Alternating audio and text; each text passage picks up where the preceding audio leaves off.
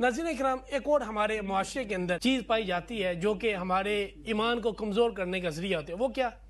اگر آنکھ پھڑک پڑے تو کہا جاتا ہے کہ اگر دائیں آنکھ پھڑکے اس کا مطلب ہے کوئی خوشی کی خبر ملے گی، اور اگر بائیں آنکھ پھڑکے تو یہ کہا جاتا ہے کہ کوئی غمی ملے گی، استغفار کرو، کوئی نقصان ہونے والا ہے، کوئی مصیبت آنے لگی ہے. تو یہ ایک جسم کا حصہ ہے، وہ بیماری کی وجہ سے بھی ہو سکتا ہے، وہ مختلف جسمانی اعصاب کی کمزوری کی وجہ سے بھی ہو سکتا ہے. تو کیا آنکھ پھڑکنے سے خوشیاں ملے گی، یا دائیں آنکھ پھڑکے گی تو خوشی ملے گی، بائیں آنکھ پھڑکے گی تو غمی ملے گی؟ تو جس کی آنکھیں ہی نہیں ہیں کیا اس کو خوشیاں نہیں ملیں گی؟ جس کی آنکھیں نہیں ہیں تو ناظرین کرام کیا اس کو پریشانیاں نہیں آئیں گی؟ یہ آنکھوں پہ خوشی اور غمی کا دار و مدار نہیں ہے. ہمارا ایمان آنکھوں کے پھڑکنے یا نہ پھڑکنے سے نہیں ہے، ہمارا ایمان اللہ کی ذات پہ ہے.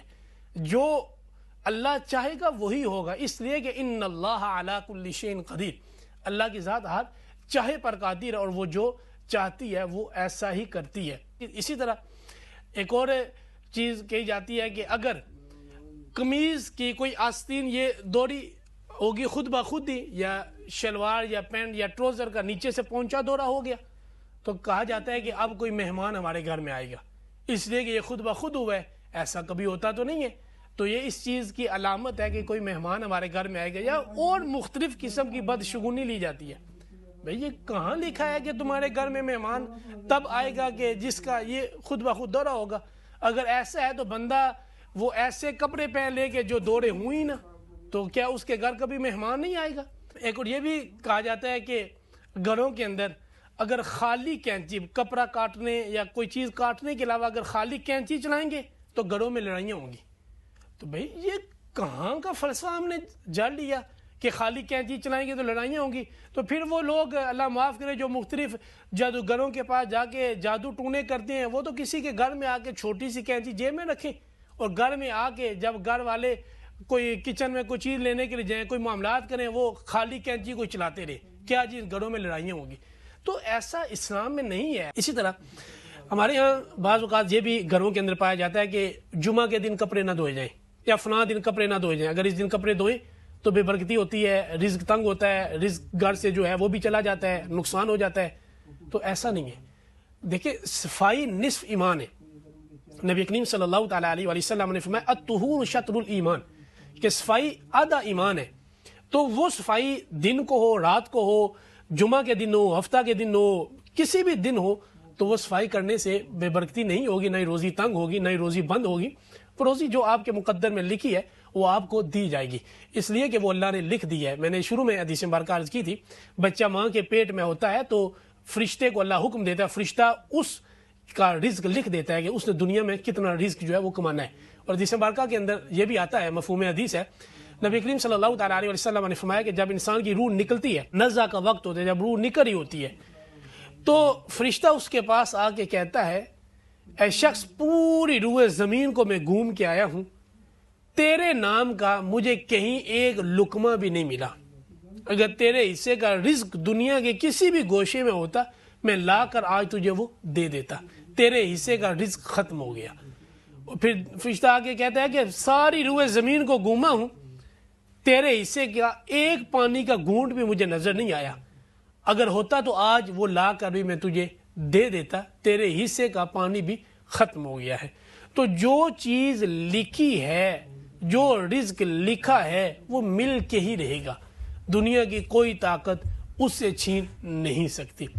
اسی طرح بعض اوقات یہ بھی کہا جاتا ہے کہ اگر شام کو گھر میں جھاڑو لگائیں گے تو اس کا مطلب ہے کہ گھر سے روزی کو ختم کر رہے ہیں. بھئی اگر شام کو گھر کے اندر کوئی گرد و غبار پڑ گیا ہے، شام کو گھر کے اندر کوئی صفائی کرنی ہے، گھر کو صاف ستھرا کرنا ہے، دن کو ٹائم نہیں ملا، شام کو کرنا ہے، تو کیا صفائی کرنے سے جو کہ سنت ہے، جس کو آدھا ایمان بتایا گیا، کیا آدھا ایمان پورا کرنے سے آپ کی روزی تنگ ہوگی؟ ایسا قطعاً نہیں ہوگا. ناظرین کرام، نیکی رزق کی برکت کا سبب بنتا ہے. نیکی ایسا عمل ہے کہ جو اللہ کی خوشنودی کا سبب اور ذریعہ بنتا ہے. لیکن ہم ان مختلف جو بدشگونی یا اس طرح کے افواہوں کے اندر یا ضعف الاعتقادی کی باتوں کے اندر مگر رہتے ہیں، جو کہ ہمارا اسلام ہمیں اس کی اجازت نہیں دیتا.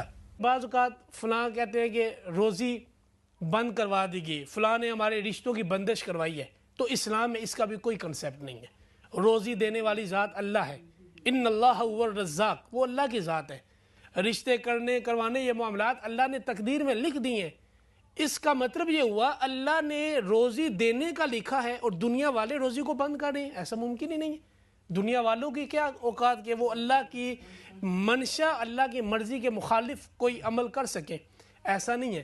یا رشتوں کے حوالے سے اللہ نے تو لکھا ہے لیکن دنیا والوں نے رشتوں کو بندش کروایا ہوا ہے، تو ایسا نہیں ہے۔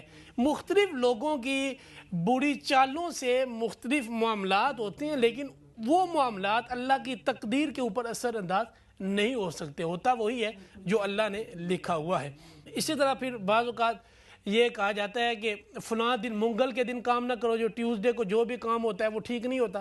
بھئی کیوں ٹھیک نہیں ہوتا؟